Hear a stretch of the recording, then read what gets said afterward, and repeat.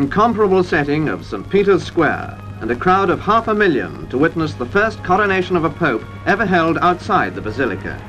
Preceded by cardinals, archbishops, bishops and heads of religious orders, Pope Paul borne aloft on the sedia gestatoria and flanked by officials of the papal court and the Vatican Guard.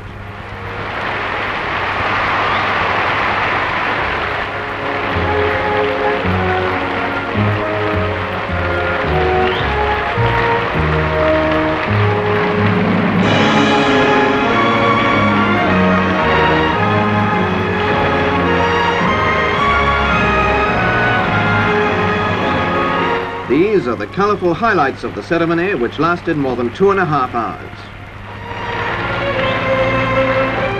Upon the altar, the crown.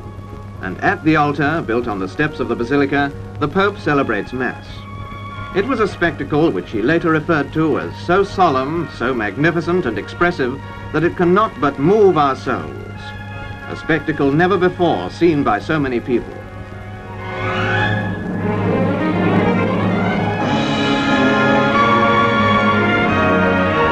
Seated on the chair of St. Peter, clad in magnificent cope and mitre, His Holiness receives the homage of the cardinals.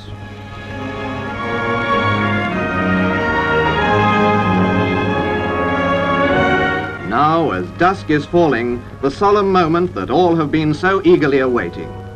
Watched by Italy's President Segni, King Baudouin and Queen Fabiola, among 6 European heads of state, Cardinal Ottaviani places the crown upon the head of the father of princes and kings, guide of the world.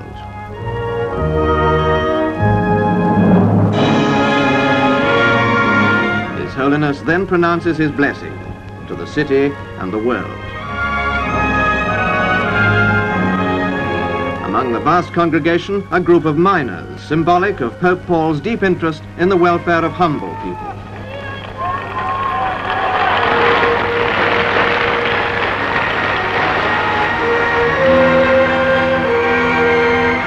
Largely due to the influence of his well-loved predecessor, Pope John, the whole world has turned with great and renewed confidence towards the papacy.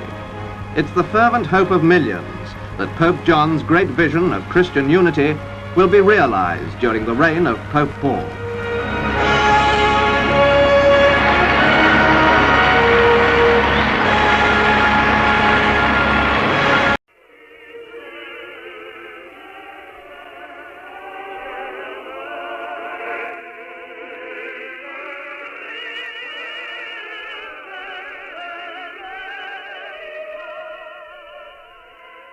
This is Jim Anderson with Frank George in St. Peter's Square in the Vatican. We have just witnessed the opening of the papal mass and coronation ceremony of Pope Paul VI. This, the first outdoors coronation ceremony and mass of this century. St. Peter's Square, below our broadcasting booth here, is jammed, almost shoulder to shoulder with what must certainly be 250,000 people. Some of them have been standing in this brilliant Rome sunshine since the early and hottest hours of this hot Roman afternoon. Just before 6, 1 minute before 6, the ceremony started. Through some columns just in front of me, the papal guards in their red military uniforms came marching toward us, and then they swung up towards the steps of St. Peter's Basilica. They were followed by the ornate and splendid uniforms of the papal chamberlains, the choirs, and then the bishops of the church, dressed in their white mitres and white robes. They looked something like the wise men of the nativity scene, all colors and all races. More than 200 of these bishops. Then, after the bishops came, also dressed in white, with white martyrs, the princes of the church, the cardinals. Immediately behind the cardinals, then came Pope Paul VI. And the crowd in St. Peter's Square suddenly went wild. There were whistlings and cheerings and Viva il Papa, long live the Pope, long live the Pope. He was seated on a portable throne carried by 16 men. Over his head was a gold canopy, and around him were all the various chamberlains and officers of the papal court.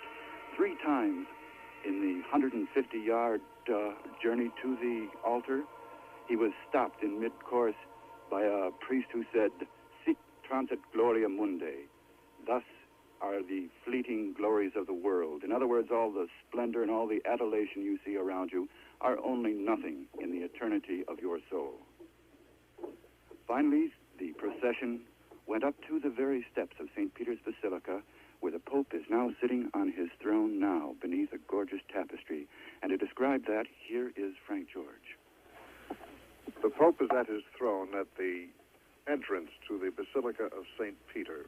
It is a white throne, and he is dressed in white and gold, and he is wearing a white and gold mitre. And right now, he is receiving the Pledge of Obedience from the cardinals, who will kiss him on the right foot, on the right knee, and then they will be embraced and kissed on the cheek by the Pope.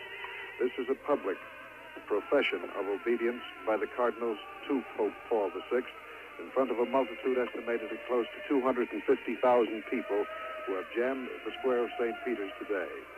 In the background singing are the Sistine Choir.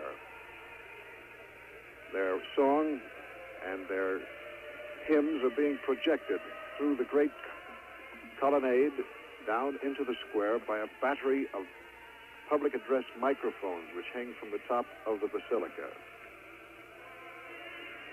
There are more than 200 bishops and mitred abbots who too must make the profession of obedience to the Pope. Their profession is slightly different.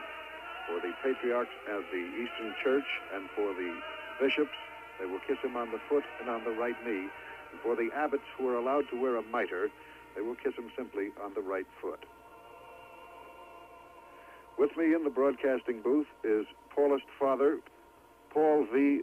Maloney of the Church of San Susanna in Rome. Father Maloney has been a Navy chaplain, pastor in Los Angeles, pastor in Grand Rapids, Michigan, among other things, and he is watching now the happy and yet solemn pledge of obedience by the Pope, to the Pope by the cardinals. Father Maloney, what is the real significance behind this act of obedience?